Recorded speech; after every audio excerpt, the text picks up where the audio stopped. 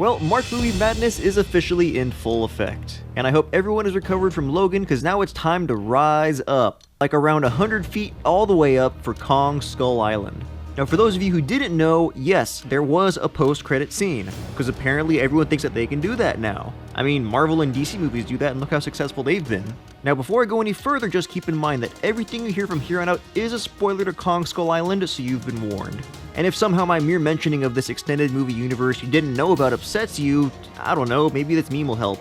Make memes, not war. Anyway, so let's discuss what this post-credits scene with Loki and Captain Marvel in the Monarch interrogation room means, what exactly were the images they were shown, what do these images mean for future movie titles, and what were some of the Godzilla Monsterverse Easter eggs that happened in Kong Skull Island along the way.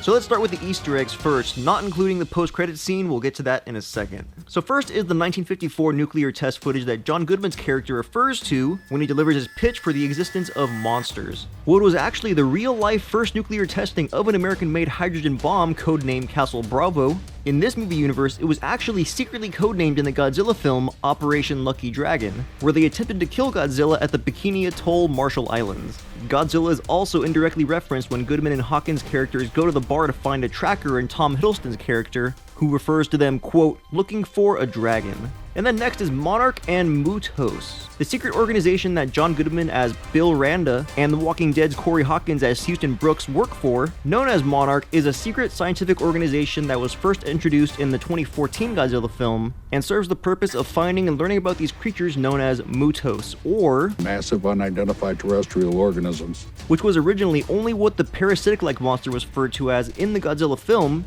but now with Kong Skull Island it refers to any monster. And the last big one that you might have missed is the Wanderer ship. In the ancient village where all the tribesmen and women live, lies a wrecked ship called the Wanderer. For fans of the King Kong novel, you'll recall the Wanderer ship as the vessel that carried Kong back to New York for public display. Needless to say that with this Kong being the largest in-movie record, one mere vessel would not be enough to incarcerate and transport him. There are a few other very minor references to other films, two of which are on John C. Reilly's jacket, one of which is a patch on the front of his jacket which says King Kong Company, a direct reference to the Robert De Niro film Taxi Driver.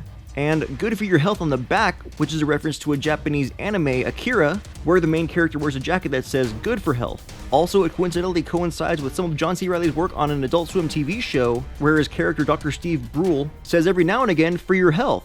Okay, but back to Kong Skull Island. First, again, in case you didn't know, with this film being made by the same producers as the 2014 Godzilla film, the intent was expanding into a bigger monster movie universe, but was not the original intent of the 2014 Godzilla solo film.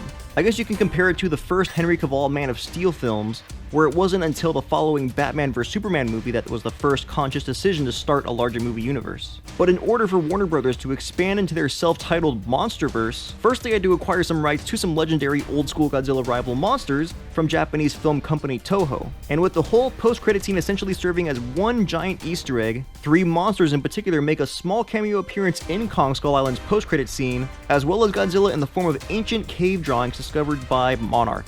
These three monsters are all but said aloud by Warner Brothers to be the three main protagonists for the upcoming March 2019 project, Godzilla King of Monsters. And then in May of 2020, look out for Godzilla vs. Kong, where it's still unknown if there will be any other monsters thrown into the mix. It was announced as far back as 2014 San Diego Comic-Con that the three rival monsters would be Mothra, Rodan, and King Ghidorah, all of which will be making their first film appearance in the American version of Godzilla. So in the post-credit, Tom Hiddleston and Brie Larson have become unofficial members of the secret Monarch organization. They're being briefed by Houston and San about how this world never belonged to humans, but rather these gargantuan monsters, and that it's only a matter of time before they take it back.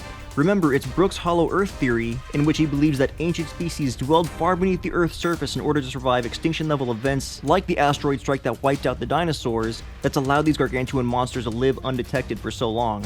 And now because of America's advances in satellite imagery, Monarch has already discovered more monster islands like Skull Island, hiding God knows what, getting ready to unleash God knows who, and revealing that Kong is not the only king, all leading to the upcoming Monsterverse films. And that's everything I have for the post-credit and Easter eggs explained in Kong Skull Island. Be sure to like, comment, and subscribe below, and tell me your thoughts on the film. Also comment below which film you thought was better as far as displaying its monsters. 2014's Godzilla, where his image was constantly teased until the final battle, or Kong Skull Island, where you get to see a lot more of our monster. And also comment below who you think would win in a fight in the 2020 film. The 100-foot tall Kong who may be a little bigger by the time 2020 rolls around, or the 360-foot king of monsters himself, Godzilla. And don't forget, as always, this is 5 Fingers Explains Everything with the Fingerbang Show. I'm out.